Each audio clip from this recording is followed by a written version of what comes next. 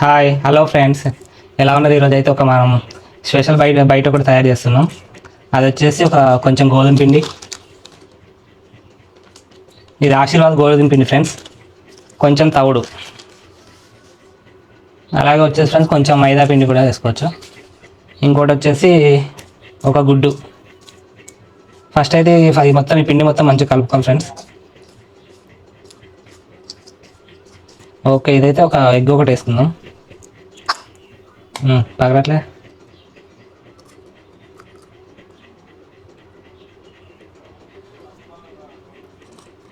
చేపలు అయితే పడవచ్చు, పడకపోవచ్చు, కానీ వీడియోలో మాత్రం ఒకవేళ పడితే చూపిస్తాను. ఫుల్ వీడియోలో చూపిస్తాను. జస్ట్ ఇప్పుడు మాత్రం పిండి అయితే కలుపుతున్నాను వెళ్దామని.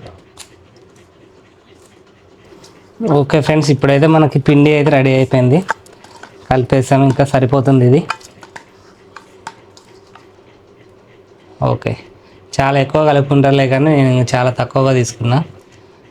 చూద్దామని ఒకసారి ట్రయల్ చేద్దామనేసి. ఓకే.